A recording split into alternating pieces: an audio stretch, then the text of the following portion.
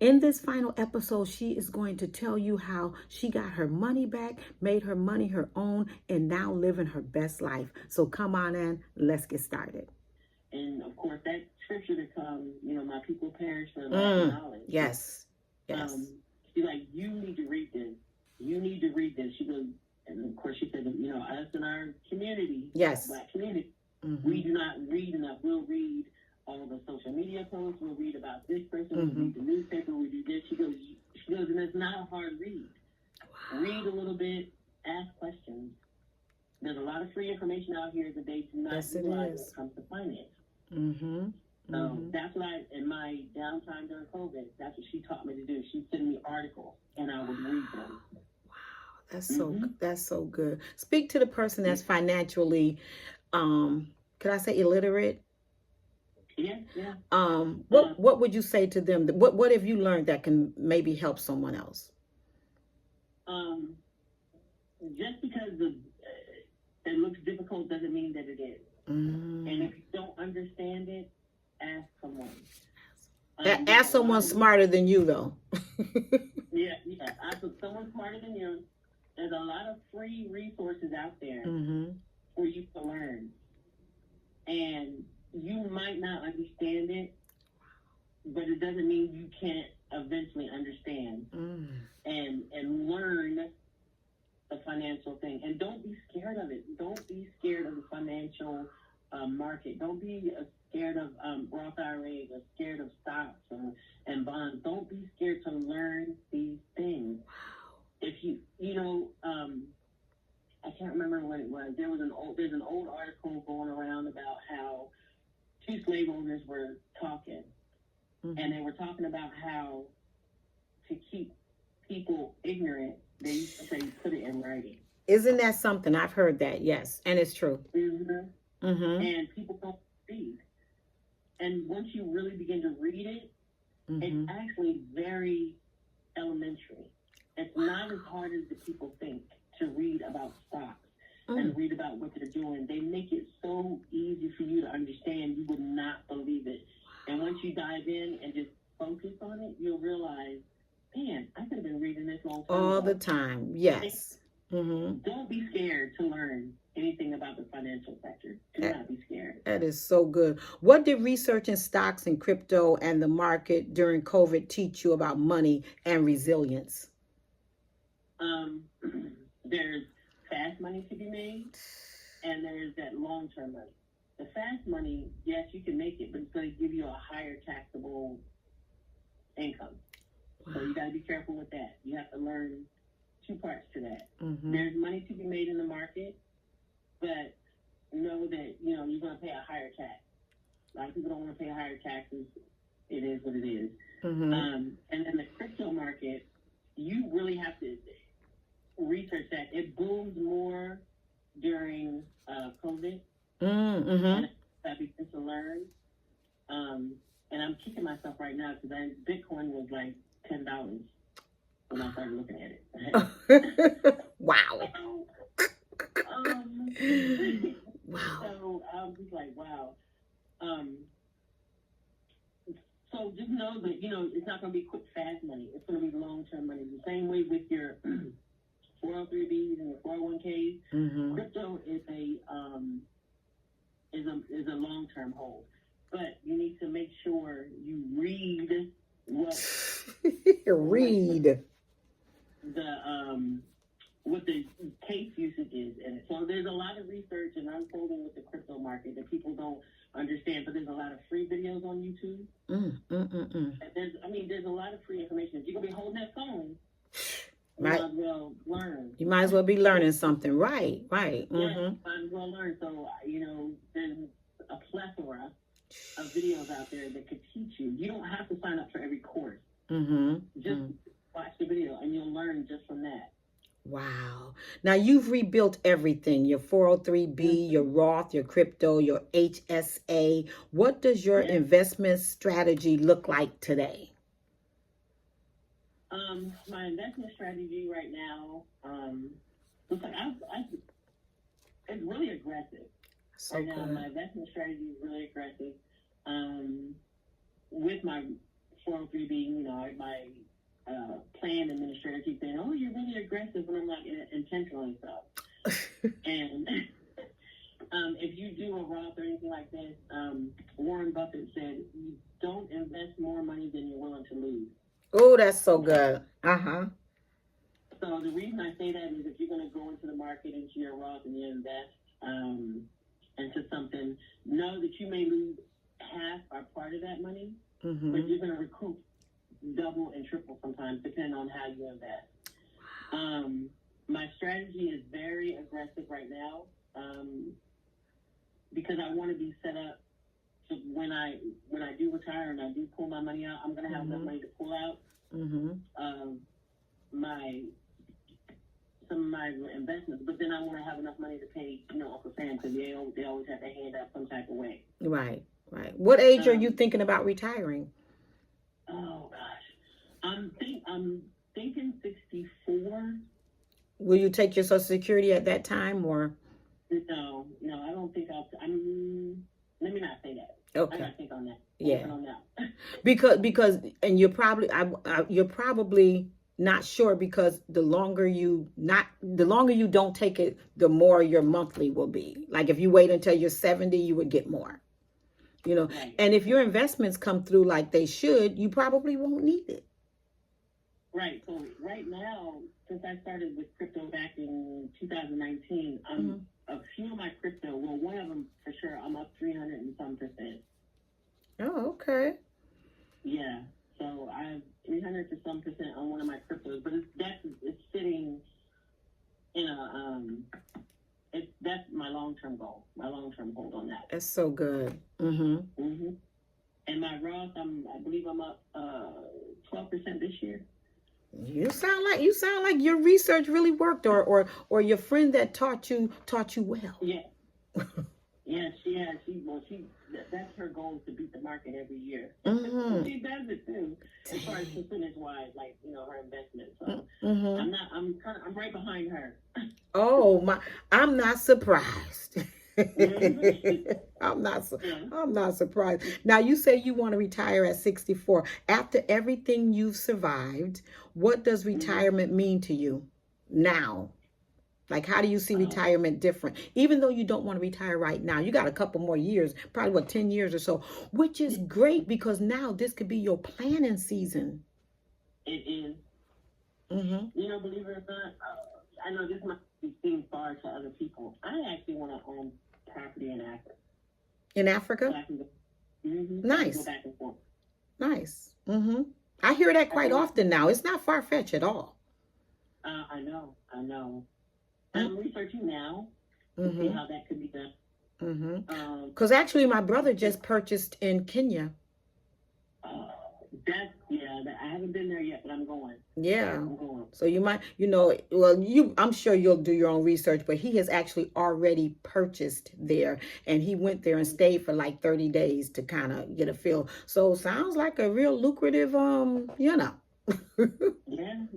Something to do. You become an instant millionaire, he said. I'm like, whoa. Yeah, our money goes a lot further. Some of the some of the money has gone up, like in Ghana, like the CDs. The money doesn't go as far as it's not bad. It's still not bad for American dollars, but it's going up, and it's going to go up because of inflation, just what we're dealing with in the world right now. But that's the ultimate goal for me. I would love to have dual citizenship. Oh, that's and I so want good. To the property. That's the goal. You sound very intelligent. I told you, you amaze me every time. Because it's actually amazing. Because some people, if they had gone through what you've gone through in the past, they fold. But you decided to, hey, look, I'm about to think about myself right now, because you probably realize I ain't getting no younger. Right. And that's the thing. Watching other people go through similar situations and then seeing where they're at right now and realizing, man, you can do this, you still have these years ahead of you. Yes. And like they kind of give up. Yeah, they do. They literally give up, fold, settle for Nothing. just enough. Mm-hmm. And I'm like, the Lord did not put me for just enough. I have expensive taste, even though I don't. Okay. I have very expensive taste. Okay. I